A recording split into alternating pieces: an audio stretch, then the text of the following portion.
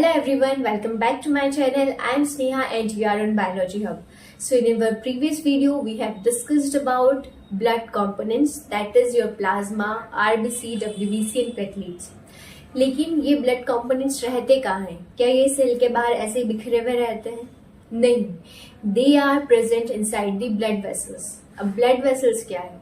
So blood vessels are the small tube that carry blood throughout your body. आपकी body में blood ऐसा ही बिखरा हुआ नहीं रहता है, प्रॉपर ब्लड वेसल्स के अंदर ब्लड फ्लो करता है.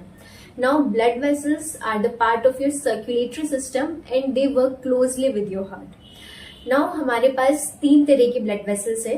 First one is arteries, second is veins and third are the capillaries. Now arteries और वेन्स जो होती है उनका स्ट्रक्चर कुछ इस तरीके से होता है. They have 3 layers. First, the innermost layer is known as tunica intima, which is made up of squamous endothelium. Middle one is known as tunica media, which is made up of smooth muscles and elastic fiber. The outer one is known as tunica externa, which is made up of fibrous connective tissue. Now, सबसे first we will talk about the arteries.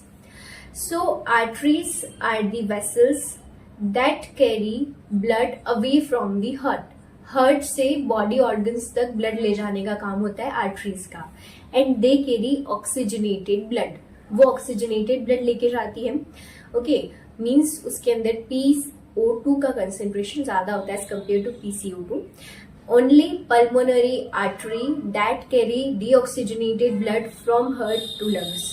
Okay, now जो arteries होती है they have narrow lumen. उनका ये जो lumen होता है ये नैरो होता है. And they are thick wall. जो ट्यूनिका मीडिया होती है जो कि स्मूथ मसल इलास्टिक फाइबर की बनी हुई होती है वो थिक होती है इनकी.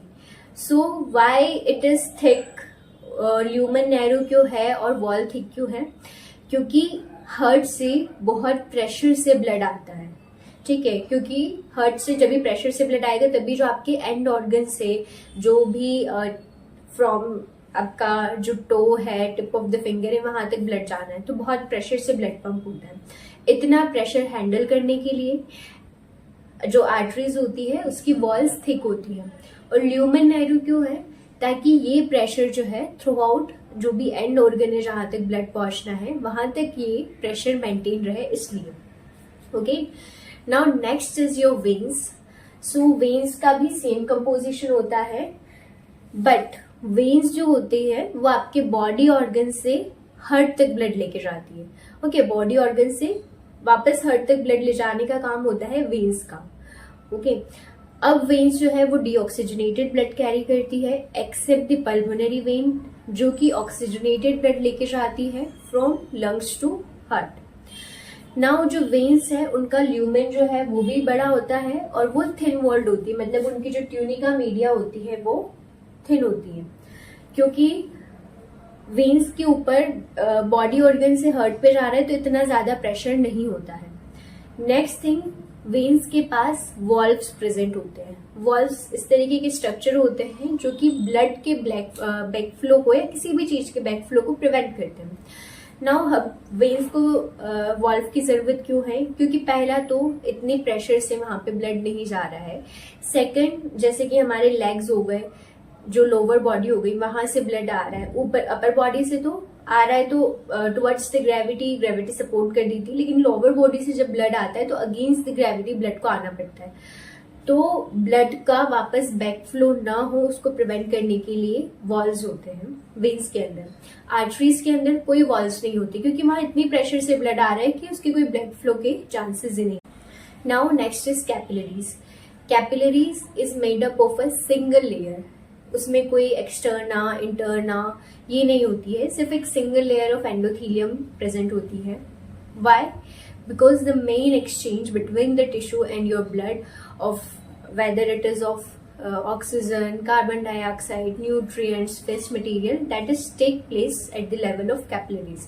देखो, हार्ट ने ब्लड पंप किया, आर्टरीज लेके आई, देन वो नैरो होती गई, आर्टेरियोल्स बना एंड देन कैपिलरीज. कैपिलरीज जो है मेन आपके टिश्यू लेवल तक आती है और फिर वो जो भी एक्सचेंज होता है टिश्यूज और ब्लड के बीच में न्यूट्रिएंट्स वगैरह का वो करती है।